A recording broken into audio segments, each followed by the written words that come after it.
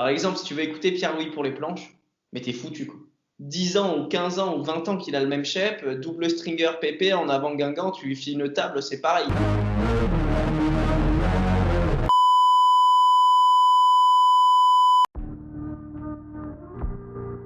Alors du coup, moi je suis au Portugal, à Nazaré. À la base, on devait partir en vacances avec ma copine. Du coup, en fait, j'étais en France, je suis revenu ici parce qu'on devait partir en vacances. Et du coup, je me suis retrouvé un peu bloqué ici. Alors après, c'est pas plus mal, hein. Je suis quand même mieux là. D'une, je suis avec ma copine. De deux, les règles sont un peu plus cool. Je fais vraiment l'hiver ici. Voilà, on est avec ma copine ici dans un appartement au Portugal. Et du coup, moi, je passe vraiment une grosse partie de l'hiver ici. Alors après, je bouge beaucoup, hein, parce que j'ai souvent des trucs à faire en France, des compètes, des voyages, des trucs. Donc, je bouge beaucoup.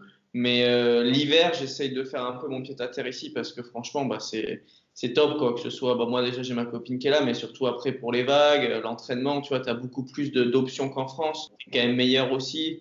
Et du coup, c'est vrai que là, en ce moment, enfin, depuis on va dire les 2, 3 dernières années, je passe beaucoup de temps l'hiver au Portugal, quoi. Ouais, j'ai resurfé, ouais, ça fait du bien. Là, j'en ai pas trop parlé, je mets rien, tu vois, sur Internet et tout. J'essaye de rester assez discret parce que bon, dès que j'ouvre Facebook, j'hallucine. Là, c'est vrai qu'en France, c'est très compliqué. Du coup, moi, j'essaye de rester un peu à l'égard de tout ça, même si je suis de tout cœur avec tous les Français pour qu'ils puissent repartir à l'eau le plus vite possible. Moi, concrètement, pour prendre le truc du début, en fait, moi, là-bas, j'habite à Paris. Ma mère s'est séparée de mon père et du coup, elle est revenue à Arcachon quand j'avais 8 ans. À ce moment-là, c'était en 2002-2003. Il y avait Nico, mon oncle, qui a monté son club au Sunrooz. Bon, voilà, hein, au début, c'était vraiment pour le fun, hein. On y allait avec mon frère, on avait une bande de potes et tout, machin. C'était cool, il y avait une bonne émulation au sein du groupe. Et puis, moi, enfin, on s'y est vraiment pris au jeu avec mon frère et Nico était à fond, il faisait déjà du boogie, enfin voilà, c'était vraiment son sport référence quoi. Au fil des années, en fait, ça a continué, ça a évolué, on a commencé les premières compètes, championnat de Gironde, d'Aquitaine, on a commencé à avoir des titres, etc. Et après, on est parti au championnat de France. Mes premiers championnats de France, moi, c'était à La Torche avec Yann Salin et toute la troupe là, j'avais fait deuxième derrière Yann. Et moi, j'étais surclassé en fait. Normalement, j'étais encore Benjamin et Yann, c'était sa dernière année minime. Et du coup, j'avais fait deuxième derrière lui. C'était bien cool. Franchement, c'était un super souvenir. À la suite de ça, j'ai eu plusieurs titres de champion de France. J'ai continué. J'ai fait champion d'Europe. Quand j'ai eu ce titre de champion d'Europe, ça fait un peu dans ma tête le truc. Ok, vas-y, essaye de t'y mettre à fond. On va voir ce que ça donne. Du coup, je suis parti d'Arcachon. Je suis allé en sport-études à Bayonne, au Pôle France Surf en fait. Mais du coup, j'étais le tout premier dans l'histoire du Pôle France. Je suis arrivé là-bas, il y avait que des surfeurs. Et voilà, du coup, j'ai passé 2 ans là-bas, 2 ou 3 ans. Et dernière année junior, du coup, j'ai fait champion du monde, donc ISA au Venezuela. Où là, j'ai passé mon BP, mon brevet professionnel. Je bossais au sein du club avec Nico. Et Nico, l'avantage, c'est qu'il me laissait partir pour faire les compètes, tu vois. Et du coup, là, c'est là où j'ai vraiment commencé le tour ETB, donc le tour européen, et commencé à faire les premières IBA à l'époque. En gros, en objectif d'essayer de me qualifier dans le tour européen et dans le tour mondial, quoi. En fait de transition où j'ai continué à fond à m'entraîner, à faire toutes les compètes que je pouvais. Et une année, j'avais fait des plus ou moins bons résultats. Et que du coup, avec Nico, il m'a dit, bon, tu sais quoi, on va aller à Puerto Rico. Et du coup, dernière étape, et arrivé à Puerto Rico, au final, j'ai fait 9e.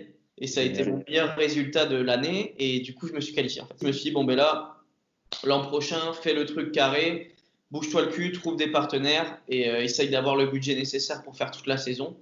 Et du coup, c'est ce que j'ai fait. J'ai passé tout l'hiver à faire des books, des marchés, des millions de boîtes. C'est là un peu où le tournant vraiment s'est fait, où du coup, je suis passé vraiment au sein du tour, donc entre guillemets réellement professionnel, et que j'ai commencé vraiment à en faire mon métier.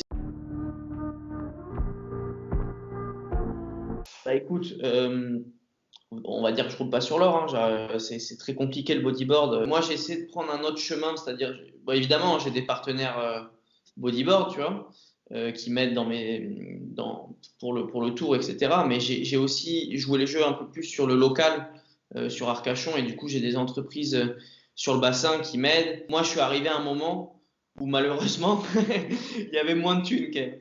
Donc, que ce soit d'ailleurs sur les compètes, hein, les price money des compètes, etc. Et j'essaye vraiment de trouver et vraiment de me bouger le cul pour essayer de trouver des partenaires pour l'an prochain. Et à côté de ça, il y a plein de choses qui rentrent en compte. Tu as tout le côté réseaux sociaux, Facebook, Insta. Là, j'ai créé une chaîne YouTube, je vais essayer de faire d'autres projets. Je suis à côté, je suis sur des agences d'influenceurs, des agences de mannequinat. J'ai des agences de sport qui essayent de s'occuper un peu de moi. Enfin, du moins, j'essaye de m'inscrire dans des agences comme ça qui, on va dire que que mon profil puisse les intéresser, tu vois. À côté de ça, je continue à travailler, hein. Je continue à Ah bosser, ouais. tu vois. Je donne des cours de surf. Je fais toujours les saisons avec Nico. Tu vois, je suis arrivé en fait dans une période un peu de transition du tour. Mais sur les premières compètes, tu vois, ils étaient tous là, hein, Jeff Hubbard, les Jacob, les players, mais il y a tous les autres qui arrivaient, quoi. Et franchement, il y a du très très gros niveau sur le tour et les gars sont tous hyper cool, tu vois. T'as la bande un peu de Chiliens. Moi, je m'entends hyper bien avec eux parce que ben, on s'est vu un peu grandir aussi, tu vois.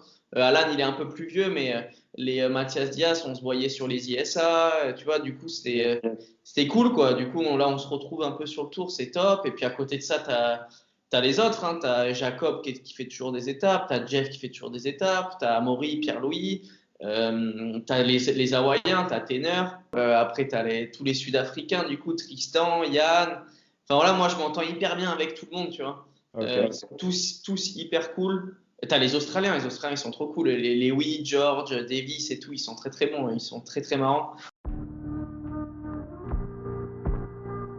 Franchement, c'est pas plus mal. En gros, c'est les promoteurs des étapes qui ont repris le circuit. Ça, IBC, en fait, c'est les promoteurs de chaque étape. Donc, tu as le Chili, Fronton, enfin bref, le Brésil, toutes les étapes, ils se sont liés, en fait, les gars, pour monter un circuit. Le truc, c'est qu'ils sont pas super bien entendus avec Alex de l'APB, tu vois. Ils n'ont pas pu reprendre, par exemple, le Instagram, ils n'ont pas pu reprendre certaines choses. Du coup, c'est pour ça qu'il y a l'impression vraiment d'avoir deux choses vraiment différentes, quoi. On va voir ce qu'ils vont faire, tu vois. Ils vont essayer de bosser à fond pour que leur event soit plus gros, rapporter plus d'argent pour eux, mais aussi pour les riders. Donc forcément, ça devrait être mieux, j'espère. Cette année, avec le Covid, ça va être très compliqué. Sincèrement, pour être franc, là, pour l'instant, personne ne sait rien. Ce qui est sûr, à quasiment 100%, c'est que toute la partie là, Brésil et Chili, qui ont du coup la plus grosse partie du tour, elle va pas avoir lieu. Impossible de replacer ça en fin d'année. Pour les organisateurs des événements, ça va être très compliqué d'avoir le budget, tu vois. Est-ce que tout le monde va pouvoir voyager? Est-ce que c'est vraiment fair play s'il y a des gens qui sont déconfinés, tu vois, par exemple comme les Portugais qui sont déconfinés maintenant, mais s'il faut les gars en Sud-Africa, tu vois, ils sont loin d'être déconfinés. Est-ce que c'est vraiment fair play que les gens puissent pas s'entraîner tous à la même hauteur, tu vois? J'espère, hein, j'espère qu'il y aura des compétitions. Après, est-ce que il y aura un champion du monde à la fin de l'année? On ne sait pas, tu vois. Si je peux avoir un titre de champion d'Europe, du coup, c'est vraiment un objectif pour moi d'essayer de rester, on va dire, dans le top 3 européen. Mais sur le Tour Pro, j'ai un truc qui me tient vraiment à cœur. Moi, j'aimerais vraiment réussir à gagner une étape, quoi. C'est vraiment mon objectif ultime, on va dire. Et une fois que tu gagnes une étape, tout peut t'arriver, en fait, hein. La vidéo, ben cool, écoute, je suis content de ce petit projet. J'ai regroupé pas mal de petites images en gros de cet hiver. Enfin, principalement, c'est de cet hiver. J'ai rajouté quelques petites vagues que j'avais postées. Genre, j'avais posté une vague par-ci, une vague par-là sur Instagram. Et je les ai rajoutées dans le montage pour que ça pète bien. Et du coup, ouais, non, je suis content, hein, je suis content, c'est cool. Le petit regret, c'est de ne pas avoir eu quelques sessions sur les slabs ici.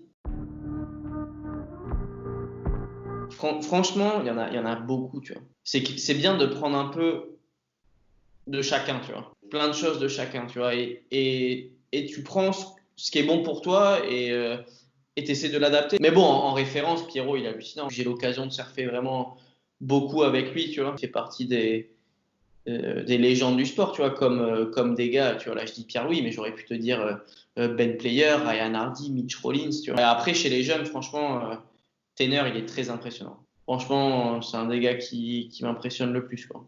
Il a un contrôle, alors qu'il a des jambes Tenner comme ça, quoi. Il a vraiment des toutes petites jambes. Et il a un contrôle de ouf, quoi. La première étape qu'il a gagnée, tu vois, t'imagines, il a gagné sa première étape il n'y a pas longtemps, tu vois. Ça me fait peur, tu vois, moi, parce que je me dis, putain, bon, alors moi, quand est-ce que ça va arriver, quoi.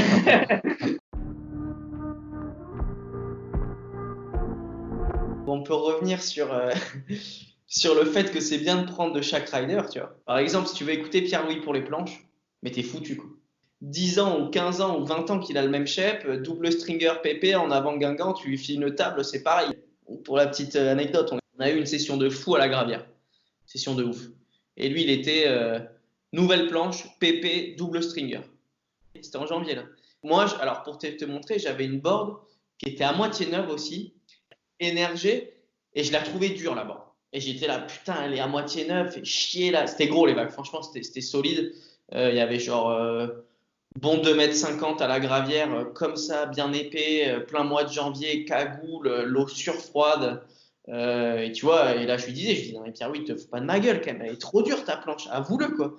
Ouais, bon là j'avoue, c'est un peu dur et tout. Pierre-Louis est tellement fort techniquement, tu vois, que. Mais il le sait, il en a déjà parlé avec Amaury, sur certains spots ou certains endroits, ça le pénalise un peu, tu vois. Mais à côté de ça, ben, c'est sûr, il va vite et il tape fort, mais par contre, à la replaque, parle avec Amaury de planche, limite, ça va trop loin, tu sais. Personnellement, je préfère parler avec des gars comme Jeff, des gars comme ça, tu sais, qui vont vraiment te dire le pourquoi du comment et comprendre un peu et t'aider dans ton choix. Jeff, il m'a aiguillé, tu vois, cet hiver au fronton. Je suis arrivé avec une nouvelle planche, là, avec le nouveau tail, là, le V-tail. Et là, je trouvais bizarre, tu vois, je me sentais bizarre. J'avais l'impression d'en chier dans les accroches. J'en ai parlé à Amaury. Amaury me dit, ouais, j'ai jamais trop testé et tout, mais oui, effectivement, là, vu le shape et tout, ça m'étonnerait pas que ce soit un peu plus dur à l'accroche et tout. Et là, il y avait Jeff un jour dans l'eau et je lui en parle, tu vois. Je lui dis, ouais, Jeff, regarde la planche, qu'est-ce que t'en penses et tout. Et il m'a dit, Max, don't surf with that in fronton. Et à côté de ça, tu vois, player, il surfait avec ça à dépôt sur la grosse gauche, tu vois. Moi, là, je suis vraiment sur. Ben, j'ai 3 planches qui sont assez distinctes.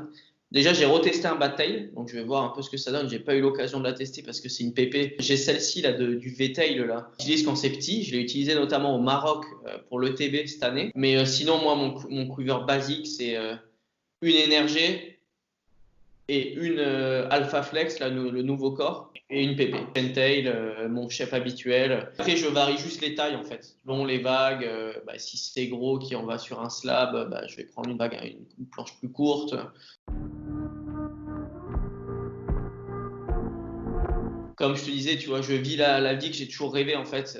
J'espère pouvoir continuer ça un maximum. Et après, effectivement, moi, je pense beaucoup à l'avenir. Alors, pas mal de projets qui s'offrent à moi. Tu vois, j'ai déjà monté un truc sur Arcachon, tu vois, un peu lié au club, au Sunroute. Un truc qui s'appelle Surf Guide Arcachon, où en gros, c'est plus sur des cours particuliers, un peu haut de gamme, tu vois.